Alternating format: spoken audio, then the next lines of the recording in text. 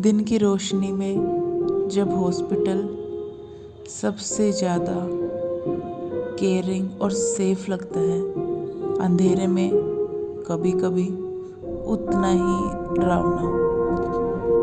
Morning shift में duty कैसे over हो जाती है पता ही नहीं लगता, लेकिन जब बात नाइट शिफ्ट की आई तो कुछ लोग बोलते हैं कि सो जाने पे टाइम का पता नहीं लगेगा, लेकिन कुछ इमरजेंसी केसेस होते हैं जिसके कारण सोना इम्पॉसिबल हो जाता है।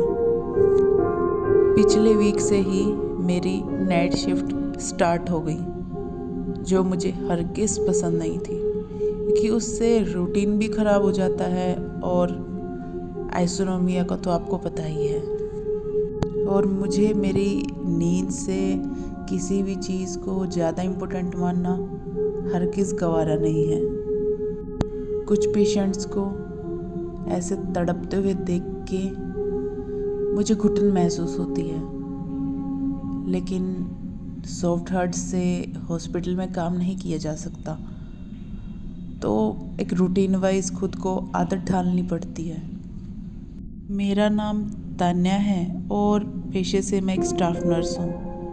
तो पेशेंट्स की केयर करना, उनको टाइम पे मेडिसिन, इंजेक्शन, सब चीज़ें प्रोवाइड कराना मेरा ही काम है। लेकिन एक ऐसी रात जिसमें मैं अपने पेशेंट से डरने लगी थी, ये पिछले शुक्रवार की बात है, जब मेरी नाइट ड्यूटी लगी थी और करीब 8 बजे मैं वार्ड में अकेली बैठी हुई थी।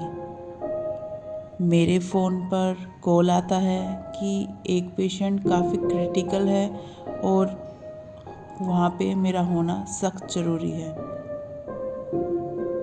मुझे जानकर थोड़ा अजीब लगा, क्योंकि जहाँ तक मुझे पता है कोई ऐसा पेशेंट तो था ही नहीं जिसकी हालत इतनी क्रिटिकल चल रही हो।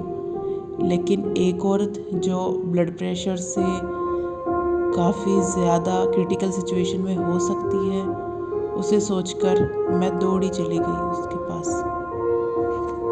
वार्ड में जाकर पता लगा कि क्रिटिकल सिचुएशन उस औरत की नहीं बल्कि एक लड़के की है, जो महज 22-23 साल का होगा।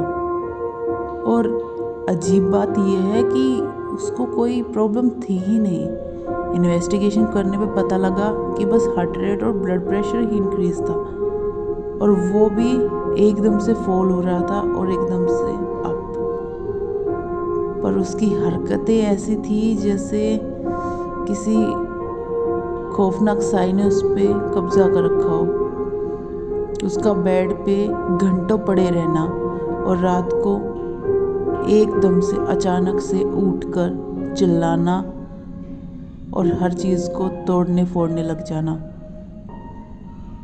मुझे देखकर ऐसा लगा कि शायद उसे किसी चीज़ से एंजाइटी हो रही होगी या किसी मेडिसिन के कारण ऐसा रिएक्ट कर रहा होगा, क्योंकि एज ए मेडिकल स्टूडेंट मैं इस बात पे बिल्कुल एग्री नहीं कर सकती थी कि ये किसी साई के कारण हुआ है।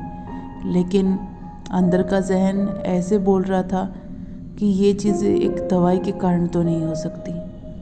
उससे मेडिसिन इंजेक्ट करने के बाद मैंने उसे आराम करने के लिए छोड़ दिया, लेकिन 11:30 बजे मुझे पता लगता है कि वो बंदा एक्सपायर हो चुका है।